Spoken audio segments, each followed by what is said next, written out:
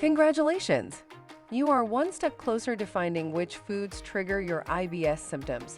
In this video, I will guide you step by step through the process of completing a sample collection for your inFoods IBS test. Let's get started. Inspect your kit contents. Attention! Save the box for returning your sample. The test requisition form is included with the box. Put the test requisition back into the box. It is required to process your sample. Note, if anything is missing or you have questions, contact us by the email provided. Step 1.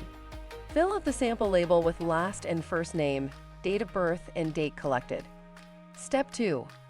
Label the cartridge with the sample label by removing the label from the plastic coating. Place the sample label firmly on the cartridge, not on the barcode. Step 3. Wash and warm your hands with warm, soapy water. Warm by rubbing them together. Warming your hands is important for good blood flow. Step 4. Select the finger you will use for blood collection. Use locations off-center of the finger midline. Use the alcohol pad to disinfect your fingertips. Step 5. Remove and dispose of the lancet cap. Twist off and dispose. Do not pull. Step 6. Position the lancet on the chosen finger. Apply firm and even pressure downward until a click is heard. The lancet will permanently retract into the body of the device. Step 7. Wipe away the first blood drop with the gauze. A blood drop may take up to 20 seconds to form. Step 8. Collect sample by touching one of the 4 sampling tips to the blood drop, not your finger. Watch the sampling tip turn fully red. Next, count 2 seconds. Last, slowly remove the tip from blood.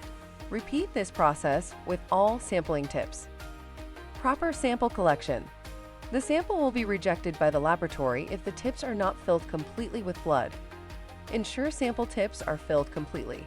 Do not remove the tip too soon. If blood flow stops, massage your finger or repeat and continue to collect the sample until tips are fully saturated.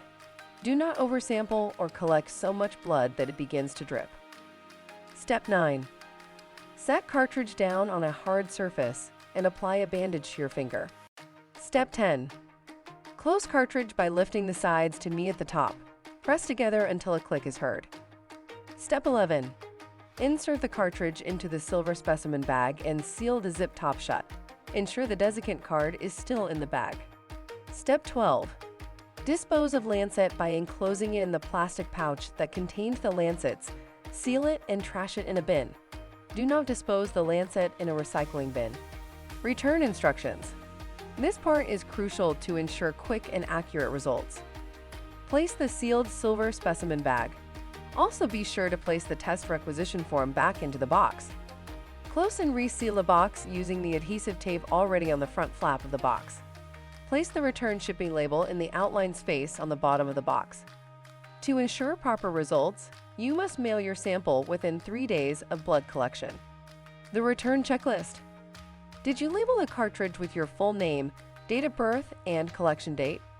Did you fill all the sample tips in the cartridge correctly? Did you insert the cartridge into the silver specimen bag containing the desiccant card? Seal the zip top shut and place the bag and test requisition into the box? Did you label a box with the USPS prepaid return label? Congratulations! You have now completed your sample collection, and you can now send your sample into the certified laboratory to be processed. Your results should be reported back within 14 days.